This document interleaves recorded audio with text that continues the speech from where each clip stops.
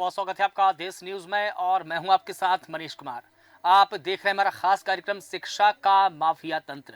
सरकार पूरे देश में शिक्षा को बढ़ावा देने के लिए सर्व शिक्षा अभियान चला रही है, जिसके माध्यम से बच्चों से लेकर बुजुर्गों तक को भी साक्षर किया जा रहा है। लेकिन आज सर्व शिक्षा अभियान की जमीनी हकीकत कुछ और ही बयां कर रही है। दरअसल सरकार से सर्व शिक्षा अभियान को सफल बनाने के लिए NRST केंद्र खोले गए थे, जिससे कि सरकार साक्षरता मिशन को सफल बना सके।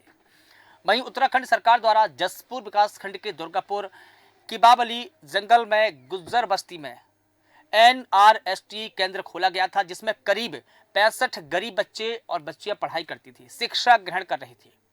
लेकिन इसी बीच में अचानक जिला शिक्षा अधिकारी ने केंद्र पर संचालन पर रोक लगा दी, केंद्र बंद कर दिया, जिससे कि केंद्र में शिक्षा ग्रहण कर रहे करीब 5 दर्जन से अधिक छात्रों का जो भविष्य है अब वो अंधकार में जाता दिखाई दे रहा है, क्योंकि दूर दूर तक उस इलाके में कोई केंद्र नहीं है, कोई स्कूल नहीं है जिससे कि बच्चे उच्च शिक्षा ग्रहण कर सके।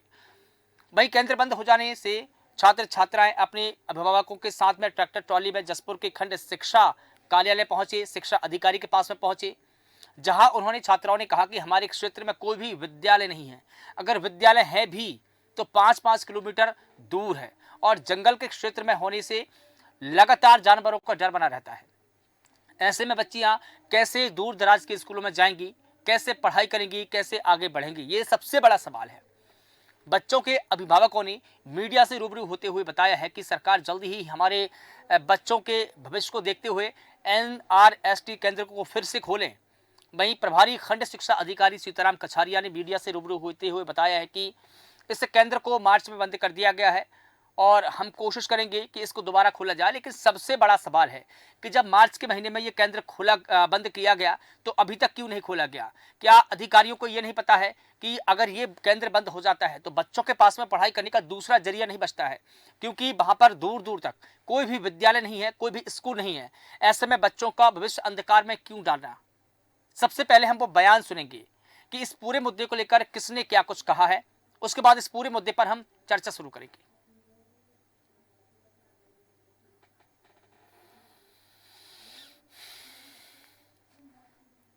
राष्ट्रीय केंद्र के नाम से काफ़ी समय पहले चल रहा था, ये 2024 में बंद हो चुका है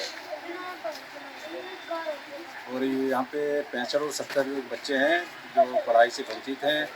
जो इसके बराबर में स्कूल है, 6-7 किलोमीटर दूरी दुर्गापुर है और भोगपुर गांव है, 6-7 किलोमीटर दूरी पे है। तो आए दिन जंगली जानवरों का खतरा बना रहता है, बच्चों के जाने में बड़ी दिक्कत है। कृपाल सिंह है और ये बच्चे NRST केंद्र गुजर बस्ती के हैं। इन बच्चों को स्कूल जो चला था केंद्र, वो केंद्र जो है परियोजना अधिकारी के द्वारा बंद कर दिया 31 मार्च 2024।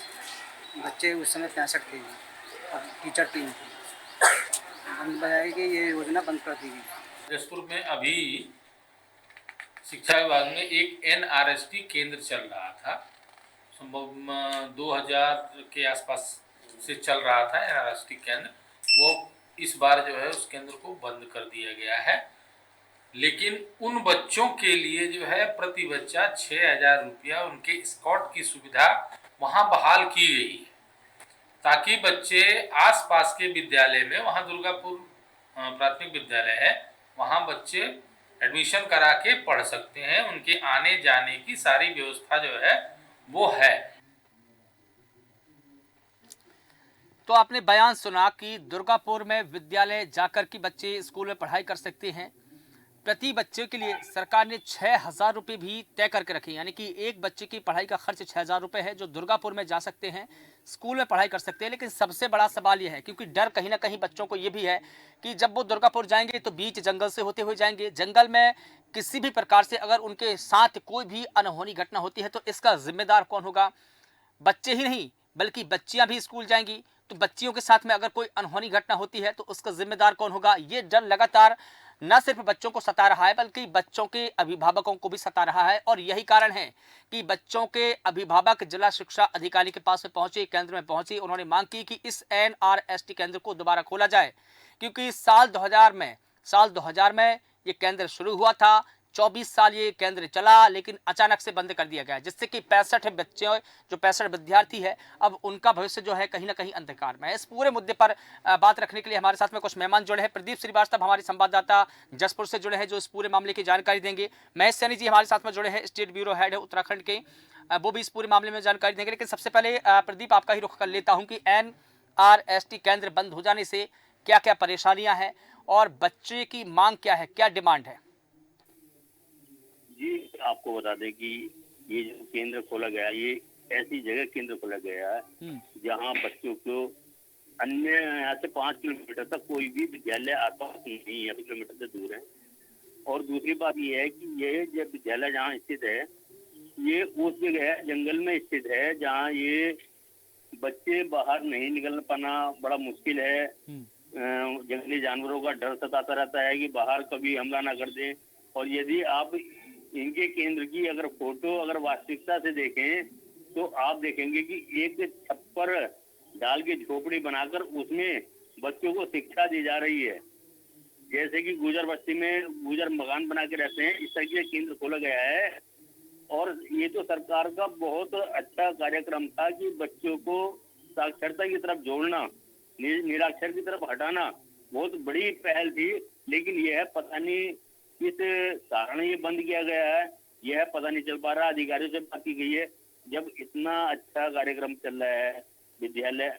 और दूसरी बात यह है कि खंड शिक्षा अधिकारी ने बताया है कि इसमें जो है 6,000 रुपया प्रति बच्चे के हिसाब से अन्य स्कूल में जाने के लिए सरकार पहल करने को तैयार है। लेकिन अभिभावक को बच्चों की जिंदगी का डर सता रहा है कि जाएंगे, किसी कोई हादसा हो जाता तो उसकी जिम्मेदारी कौन लेगा? ये सबसे बड़ी बात है जी। लेकिन प्रदीप जी, ठीक है, एक और डिमांड यहाँ पर है, हम भी अपने चैनल के माध्यम से करेंगे कि उसी गांव में, उसी जगह पर, बच्चों के ही गांव में स्कूल क्यों नहीं खुल जाता है? जब NRST बंद कर दिया, ये केंद्र बंद कर दिया, तो उसकी जगह वैकल्पिक व्यवस्था क्या होनी चाहिए थी कि कोई ना कोई वहां पर विद्यालय हो, कोई ना कोई स्कूल हो, ताकि बच्चों की जो पढ़ाई वो प्रभावित ना हो। तो गांव में ही स्कूल क्यों नहीं खोल दिया जाता? बच्चों को जो 6,000 रुपये दिए जा रहे हैं सरकार की तरफ से, वो पैसे बचेंगे। दूसरी बात यह है कि बच्चे भी सुरक्षित रहेंगे, जो अभिभावकों को डर है वो डर भी नहीं रहेगा। जी, ये बहुत अच्छी बोली में बहुत अच्छा सवाल आपके द्वारा उठाया गया है कि वहाँ विद्यालय खुला जाए। लेकिन ये है कि वहाँ जंगलात में ऐसी बिल्डिंग नहीं बनाई जा सकती है जिससे कि वहाँ शोर शराबा हो या ये हो। पक्का बिल्डिंग नहीं निर्माण कर सकते क्योंकि वो सरकारी भूमि होती है। और इसके चलते यदि ये NCERT की केंद्र चल रहा है, NRST के केंद्र चल रहा है, इसमें ही यदि इसको ही संचालित कर दिया जाए तो सरकार को इतना बड़ा नुकसान नहीं है, बल्कि बच्चे साक्षर भी हो जाएंगे, सब कुछ हो जाएंगे। हमने कल देखा है ट्रैक्टर ट्राली पे अपने शिक्षा को लेकर के, अपने अधिकार को लेकर के उन्होंने BRC खंड शिक्षा अधिकारी कार्यालय में जब वो आए हैं, ट्रैक्टर ट्राली से आए हैं, देखिए उनका चेहरा देखने लायक था। वो परेशान थे, बोले कहीं हम अनपढ़ न रह जाएं, सरकार हमारी योजना दे रही है, योजना का हमें फल नहीं मिल पा रहा है, ये क्या कारण है? इसको तुरंत संचालन कराने की मांग की गई है, लगातार मांग की जा रही है जी। लेकिन देखिए प्रदीप जी, बच्चों को फिक्र है सर्व शिक्षा अभियान की, साक्षरता दर बढ़ाने की। सरकार की भी यही मंशा है कि किसी न किसी तरह से भारत की जो साक्षरता दर है वो बढ़े, निरक्षरता घटे। बच्चे उसकी ओर कूच भी कर रहे हैं। आखिर क्या वजह है कि सरकार की इस मंशा पर, बच्चों की इस मंशा पर जो जिला शिक्षा अधिकारी है वो पलीता लगा रहे हैं? ये आपको ये बता दें कि कुछ ऐसे विद्यालय भी हैं कि हमारे जिले में जिसमें 20-25 छात्र वहाँ शिक्षा पा रहे हैं। लेकिन ये तो बड़े गौरव की बात है कि यहाँ 65 बच्चे शिक्षा पा रहे हैं, 5 दर्जन से अधिक बच्चे शिक्षा पा रहे हैं और 3 टीचर इसको चला रहे हैं। तो इस पे सरकार ध्यान नहीं दे रही है, अधिकारी ध्यान नहीं दे रहे हैं। या तो ये है कि अधिकारी भी वो वहाँ केंद्र पे जाते हुए कतराते हैं, वहाँ नहीं जा पा रहे हैं, जिस कारण उसकी सही रिपोर्ट उनको अधिकारी को दी जाए, सरकार को दी जाए। मुझे यही लगता है कि उनको भी जंगली जानवरों का डर सता रहा है, जिस कारण वो अधिकारी रिपोर्ट नहीं दे पेश कर पा रहे हैं। दूसरी बात यह है कि जसपुर के खंड की बात की जाए तो जसपुर खंड शिक्षा स्तर गिरता जा रहा है। यहाँ 5 दर्जन से 5 स्कूलों से अधिक तो ऐसे स्कूल हैं जो आज थोड़ी बरसात में भी जलमग्न हो जाते हैं, छतें टपकने लगती हैं, लेकिन शिक्षक अच्छा लगातार गिर रहा है, लेकिन कोई भी, क्योंकि सबसे बड़ी बात मैं मान रहा हूँ कोई अधिकारी नहीं देख रहा है सबसे। और दूसरी बात यह है कि यहाँ जो है जसपुर विधानसभा में मुझे लग रहा है कि कांग्रेस के विधायक होना ही सरकार को खल्ला है, इसलिए यहाँ नहीं हो पा रहा, कहीं ना कहीं देखिए प्रदीप जी, शिक्षा के मामले में तो राजनीति नहीं होनी चाहिए। शिक्षा सभी के बच्चे पाते हैं। ऐसा नहीं है कि बीजेपी की सरकार है तो बीजेपी के जो समर्थक है, बीजेपी के जो कार्यकर्ता है, उनके बच्चे ही यहाँ पर शैक्षिक होंगे। सभी बच्चे यहाँ पर शिक्षा ग्रहण करेंगे। तो शिक्षा में तो मुझे लगता है कि इसमें राजनीति नहीं होनी चाहिए। महेश चारी जी, आपका रुख कर लेता हूँ। जिस प्रकार से NRST केंद्र बंद कर दिया गया है और इस केंद्र के बंद हो जाने से बच्चे परेशान हैं। 65 छात्र छात्रा ट्रॉली में जाकर के शिक्षा कार्यालय पहुंचते हैं, शिक्षा विभाग पहुंचते हैं और मांग करते हैं कि इस केंद्र को दोबारा खोला जाए।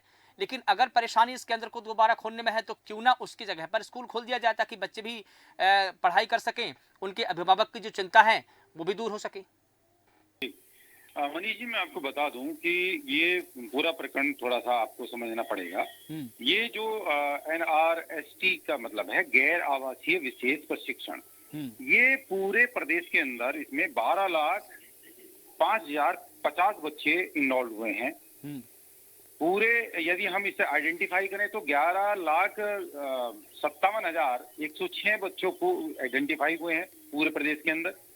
उसके बाद 97,3564 बच्चों को अभी एजुकेशन दी जा रही है इस योजना के अंतर्गत। ये योजना बेसिकली केंद्र सरकार की योजना है। उनमें कहा गया है कि कोई भी इंटीरियर से इंटीरियर पर कोई भी आदमी ऐसा, कोई बच्चा ऐसा ना रहे और कोई व्यक्ति ऐसा ना रहे जो साक्षर ना हो। उसके लिए विशेष मिशन बना करके साक्षरता मिशन के तहत ये कार्यक्रम चलाए गए हैं। तो मैं आपको बता दूं कि यदि इस तरह की प्रक्रिया, आज ये जो प्रकरण सामने आ रहा है, जसपुर के ब्लॉक का जो प्रकरण सामने आया है, ये बिल्कुल एकदम चौंकाने वाला है। एक तरफ तो पूरे देश की केंद्र सरकार, प्रदेश की सरकार ये चाहते हैं कि कोई भी बच्चा शिक्षा से वंचित ना हो, तो दूसरी ओर इस तरह का व्यवहार कि वो एकदम बिना किसी नोटिस के उन्हें बंद कर दिया गया, उन बच्चों की कोई व्यवस्था नहीं की गई, तो ये बड़ा दुर्भाग्यपूर्ण नजर आ रहा है। दूसरा मनीष जी, मैं आपको बता दूं कि क्षेत्रीय विधायक, क्षेत्रीय ब्लॉक प्रमुख, क्षेत्रीय जिला पंचायत सदस्य, वहां के सांसद, ये अपने आप में, यदि सांसद महोदय ने इसका संज्ञान लिया हो गया होता तो निश्चित रूप से बहुत ज्यादा दिक्कत ना होती, क्योंकि ये मिश्रित केंद्र और राज्य सरकार के पैसे से चलता है। एक एक बच्चे पर जो खर्च होता है, उनकी ड्रेस, मिड डे मील और उनकी स्टेशनरी, सभी चीजें सरकार मुफ्त देती है, मुफ्त में पढ़ाया जाता है। स्ट्रक्चर की बात करें तो स्ट्रक्चर या इकोनॉमी रखा जाता है ताकि इको फ्रेंडली रहे। कोई स्ट्रक्चर, परमानेंट स्ट्रक्चर यदि कहीं नहीं भी होता है तो भी एजुकेशन को कहीं प्रभावित ना हो सके।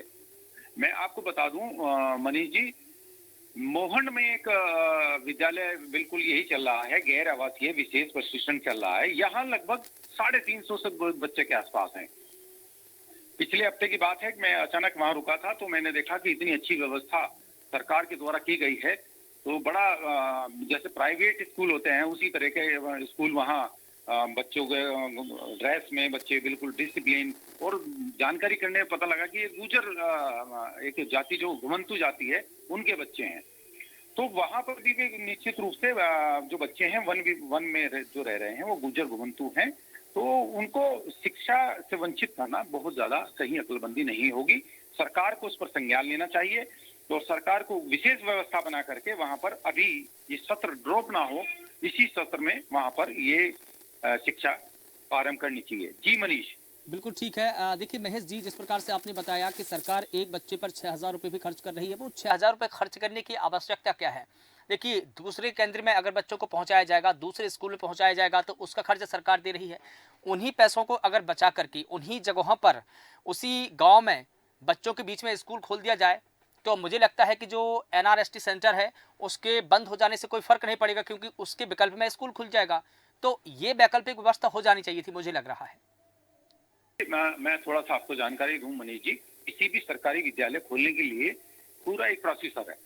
उसमें एक प्रोसेस ये है कि वो एक रिपोर्ट बनेगी, ग्राम प्रधान स्तर से लेकर के वो एक रिपोर्ट जाती है, और सरकार की जो अप्रूवल है वो पूरे डिस्ट्रिक्ट मजिस्ट्रेट के द्वारा बीएसए की सभी रिपोर्ट्स लगती हुई जाती हैं, और उसके बाद खोलने का जो राइट है वो पूरा शासन में वो आएगा, शासन में उस पर निर्णय लिया जाएगा, तब जाकर के एक सरकारी विद्यालय खोला जाएगा।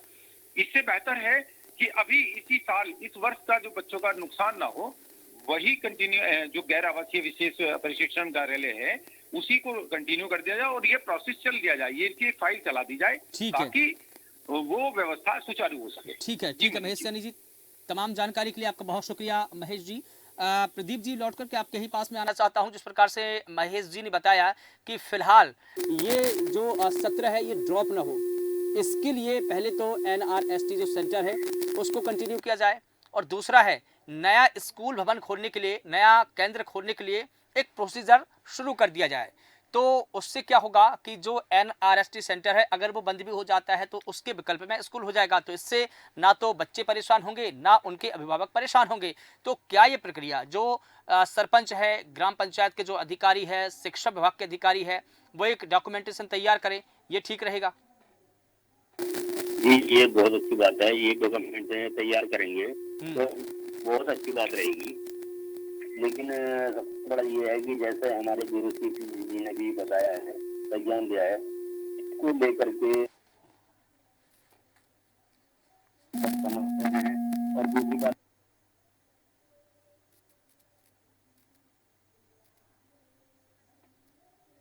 जी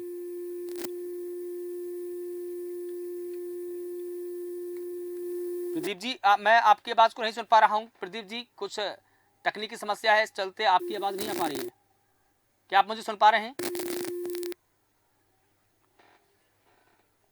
तो बता दें कि NRST सेंटर के बंद हो जाने से कई बच्चे ऐसे हैं जो परेशान हो रहे हैं। करीब 65 बच्चे हैं जिनका भविष्य फिलहाल अंधकार में है।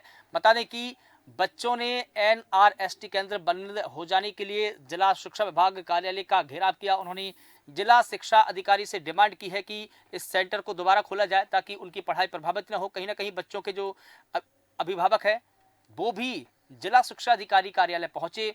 जिला शिक्षा अधिकारी से उन्होंने मांग की है कि इस NRST सेंटर को फिर से खोला जाए।